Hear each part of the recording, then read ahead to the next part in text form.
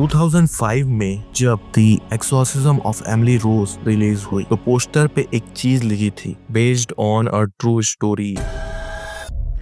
आज मैं आपको लेकर जा रहा हूँ एक ऐसी कहानी में जो हॉलीवुड की सबसे डिस्टर्बिंग हॉरर फिल्म में से एक है। लेकिन इस वीडियो में फिल्म की स्टोरी की बात नहीं करेंगे, हम करेंगे असली कहानी जो फिल्म से भी काफी ज्यादा डार्क है। ये है एनालिस मिशेल की रियल स्टोरी। एक 23 साल की जर्मन लड़की जिसको 67 एक्सोर्सिज्म के बाद स्ट्रेव होके मौत हो गई। 21 सितंबर 1952 वेस्ट जर्मनी के बावेरिया में किंगजिनबर्ग में एना एलिजाबेथ माइकल का जन्म हुआ। लेकिन ये कोई नॉर्मल कैथोलिक फैमिली नहीं थी, ये थे strict fundamentalist Roman Catholic family जहां हर छोटी सी गलती को पाप समझा जाता था। एनालिस की माँ को अपने पास्ट की गिल्ट थी, जिसके वजह से उन्होंने पूरी फैमिली को एक्सट्रीम रिलीजियस डिसिप्लिन में पाला। 1968 एनालिस 16 साल की थी। एक रात उसने फील किया कि उसका बॉडी पैरालाइज्ड है, चेस्ट पे हैवी वेट है। वो चिल्ला नहीं पाई और उसने बेड वेट कर दिया। अगली सुबह सब नॉर्मल था, लेकिन 1969 में वो जब स्कूल में थी तो अचानक से कोलैप्स होकर गिर गई।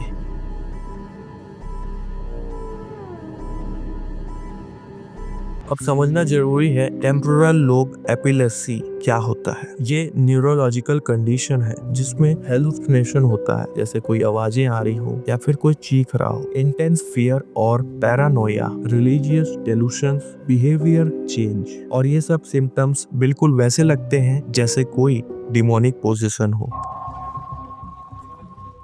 1970 से 1973 3 साल तक एनालिसिस की कंडीशन वर्स होती गई। 1970 ट्यूबरकुलोसिस हो गया, हॉस्पिटल एडमिट हुई और साथ ही साथ इंटेंस हेलुसिनेशन स्टार्ट हो गई। 1973 डॉक्टर ने मेडिकेशंस स्टार्ट की, टेग्रेटोल, एओलेप्ट, मल्टीपल मूड स्टेबलाइजर्स, लेकिन कुछ काम नहीं आ रहा था।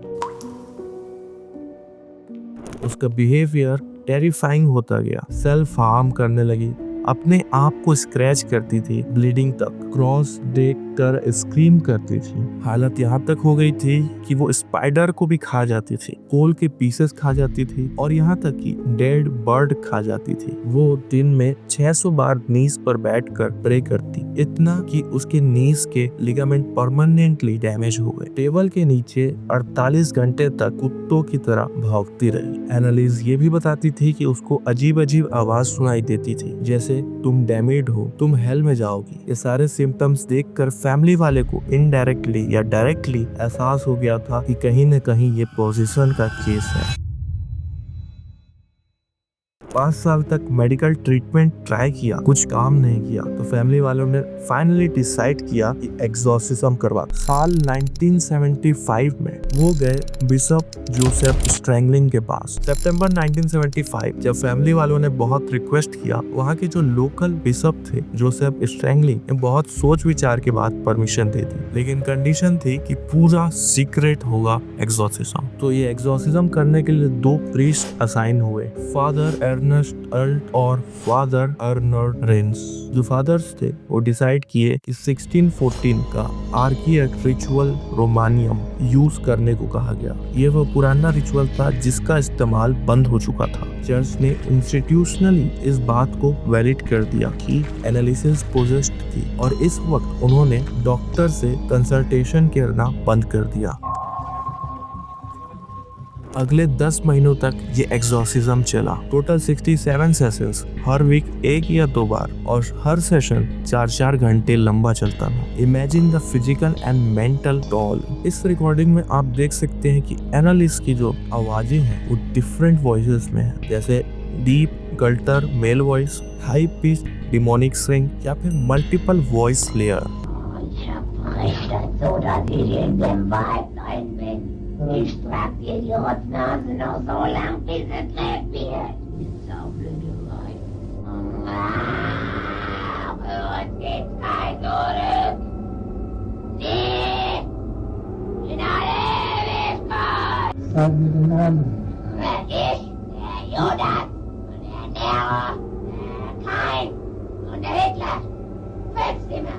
Das ist der 6. Oh, den haben wir gelogen.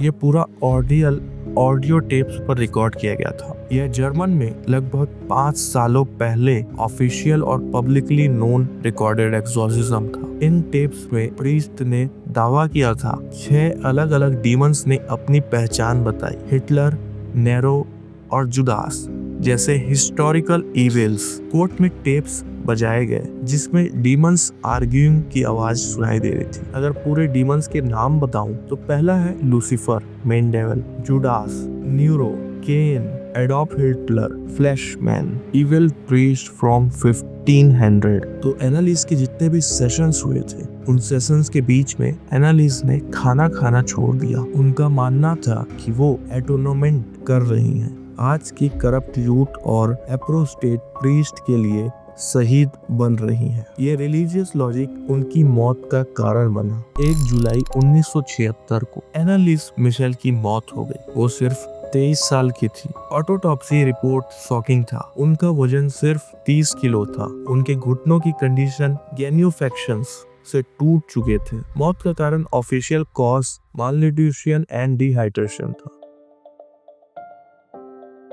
लेकिन सबसे बड़ा बॉम्बशेल था लीगल कंक्लूजन। पुलिस ने मौत को होमिसाइड क्लासिफाई किया। 1976 में उनके पेरेंट्स और दोनों प्रीस्ट पर नेग्लिजेंट होमोसाइड, लापरवाही से की गई हत्या का चार्ज लगा। प्रोसिक्यूशंस ने कहा कि चाहे वो रिलीजियस बिलीफ में कितना भी विश्वास रहे, एक डॉक्टर को बुलाना उनके विश्वास को कॉम्प्रोमाइज नहीं करता। 1978 में क्लिंगरबर्ग ट्रायल शुरू हुई। ये फेथ वर्सेस लॉ की लड़ाई थी। डिफेंस काउंसिल ने टेप्स प्ले किए जबकि डॉक्टर्स ने फुल्ली टेस्टिफाई किया कि ये सब एलिप्सी और स्ट्रिक्ट रिलीजियस अपब्रिंगिंग का साइकोलॉजिकल इफेक्ट था। प्रोनाउंसिएशन गलत हो तो माफ कीजिएगा। बिशप स्टेंजिल थे, वो गैर मौजूद थे। वो कोर्ट में आए ही नहीं थे, कहकर कि उन्होंने एनालिसिस की लाइफ थ्रेटनिंग हालत का पता नहीं था।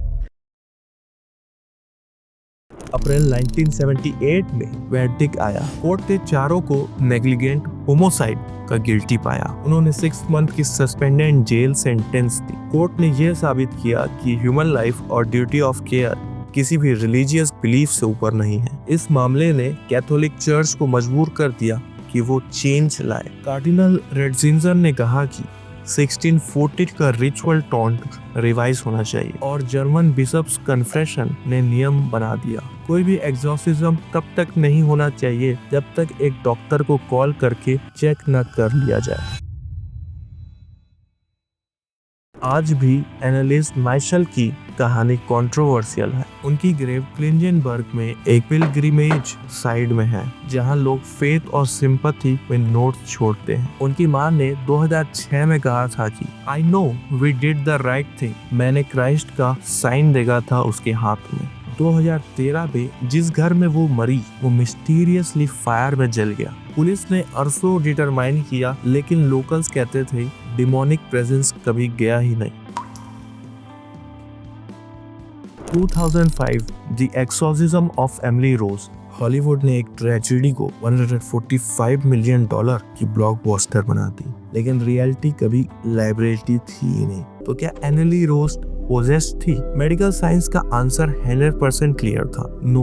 मेंटल इलनेस की वजह से उनकी डेथ हुई थी। मेडिकल साइंस जिस भी फैक्ट को समझ नहीं पाते हैं उसका एक यूनिक नेम रख देते हैं और उसको जस्टिफाई कर देते हैं। मेरा ओपिनियन ये नहीं है कि वो मेडिकल इलनेस की वजह से मरी थी या फिर किसी पोजीशन की वजह से। मैं उस वक्त नहीं था तो मैं जस्टिफाई नहीं कर सकता, लेकिन आप लोग क्या सोचते हैं कमेंट में जरूर बता सकते हैं। धन्यवाद।